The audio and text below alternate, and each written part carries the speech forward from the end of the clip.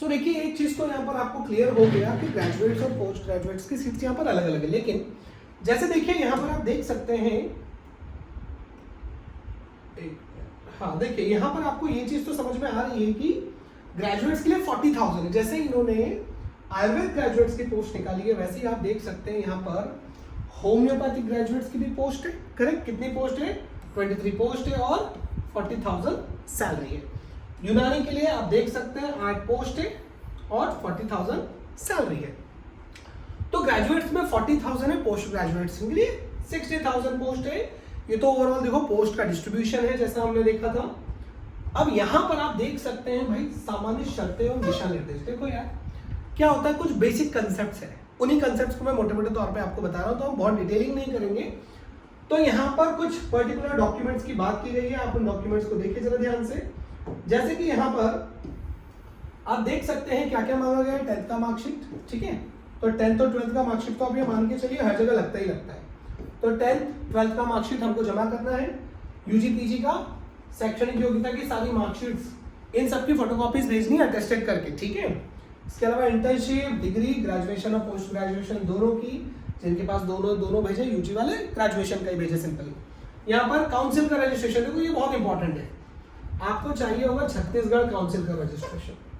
तो जो other states के, पहले उन्हें अपने स्टेट से एक आवेदन देना होता है एनओसी के लिए, कैंसिलेशन के लिए, और फिर वो सीजी में आपका रजिस्ट्रेशन हो जाएगा। सिर्फ ग्रेजुएशन का नहीं, ध्यान रखेंगे पोस्ट ग्रेजुएशन का भी रजिस्ट्रेशन होता है अलग से। हालांकि कुछ होता नहीं है उसमें, रजिस्ट्रेशन नंबर सेम होता है, सिर्फ एक्स्ट्रा क्वालिफिकेशन ऐड हो जाता है, तो वो भी ध्यान रखेंगे। जो पीजी वाले हैं वो पीजी का भी रजिस्ट्रेशन ऐड करवाएंगे वहां पर। फिर जो छत्तीसगढ़ वाले हैं उनको मूल निवासी ऑब्वियसली देना होगा। आरक्षित वाले ST/SC कैंडिडेट जो है वो छत्तीसगढ़ वाले ही लागू होंगे, याद रखेंगे। अदर स्टेट्स वाले सारे अनरिजर्व कैटेगरी में ही कंसिडर किए जाएंगे, ठीक है। इसके अलावा एक विशेष रूप से ध्यान रखें, ओबीसी जो छत्तीसगढ़ के ओबीसी है उनको नॉन क्रीमी होना जरूरी है, ठीक है। गैर क्रीमी या नॉन क्रीमी आप कह सकते हैं। तो क्रीमी मतलब 8 लाख से ऊपर नहीं होना चाहिए। 8 लाख के नीचे अगर है आपका इनकम सर्टिफिकेट में सैलरी या ओवरऑल इनकम, तो आप नॉन क्रीमी में आ जाते हैं। जो दिव्यांगजन है वो जरूर दिव्यांग सर्टिफिकेट लगा ले, उनकी अलग से पोस्ट है ऑब्वियसली। पहचान प्रमाण पत्र, एक ID कार्ड चाहिए आपको, और अन्य संबंधित दस्तावेज में ध्यान रखेंगे आप लोग एक्सपीरियंस सर्टिफिकेट्स वगैरह जरूर लगाए आपको, ठीक है।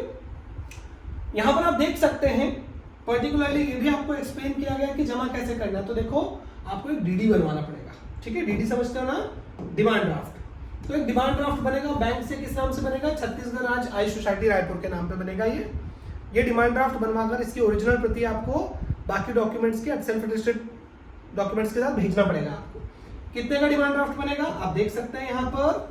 तो शुल्क जो है दिव्यांगजन, अनुसूचित जाति, अनुसूचित जनजाति के लिए 200 के आसपास जो है चार्ज लगने वाला है। ओबीसी 300 एंड यूआर के लिए 400।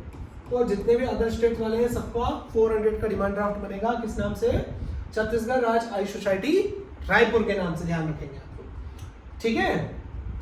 लिखा है देखो, अन्य राज्यों के अभ्यर्थियों को आरक्षण का लाभ नहीं दिया जाएगा, ये विशेष ध्यान रखें आप लोग, ठीक है। उसके बाद आगे बढ़ते हैं, तो वही सारी बेसिक्स है, अलग से कुछ है नहीं।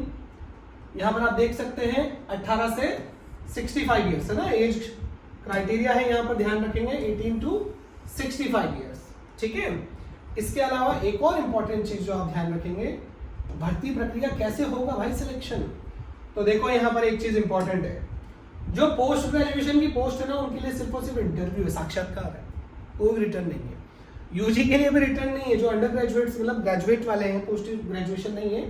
तो आपका स्नातक में जितना भी मार्क्स आया उसका 80% लेंगे ये लोग, और इंटरव्यू आपका भी होगा जिसका 20% लेंगे। तो आपके first year to final year के जितने भी मार्क्स है उसका 80% प्लस आपके इंटरव्यू का 20%, उसके बेसिस पे एक मेरिट बनेगी। मेरिट के बेसिस पे ये लोग सिलेक्शन दे देंगे। अच्छी चीज क्या है? अच्छी चीज ये है कि ये लोग एक वेटिंग लिस्ट भी बनाने वाले हैं। तो कई बार कुछ लोग होते हैं जो नहीं लेते हैं पोस्ट, तो वेटिंग लिस्ट क्लियर होती जाती है, first waiting list, second waiting list, third waiting list, ऐसे वेटिंग लिस्ट जो है वो जारी होती रहती है, ठीक है। बाकी आप जानते हैं संविदा नियम होते हैं कुछ बेसिक से, हर जगह वही नियम चलते हैं, तो अलग से हम लोग बात नहीं करेंगे। सैलरी फिक्स्ड होगा, आपको TADA नहीं मिलेगा, फिक्स सैलरी आपको मिलेगा, इस बात का विशेष ध्यान रखेंगे आप लोग। बाकी सारी चीजें वही हैं, तो अलग से हम लोग समय उस पर वेस्ट नहीं करेंगे। ठीक है, शर्तें नियम वगैरह सब कुछ सेम है, चयन प्रक्रिया आप समझ ही गए हैं जैसा बोला गया है इंटरव्यू के बेसिस पे। और आपकी टोटलिंग, ग्रेजुएशन वालों को तो टोटलिंग भी करेंगे। इसके अलावा और आपको कहा गया भैया कि आप बीच बीच में साइट्स को देखते रहे, ठीक है।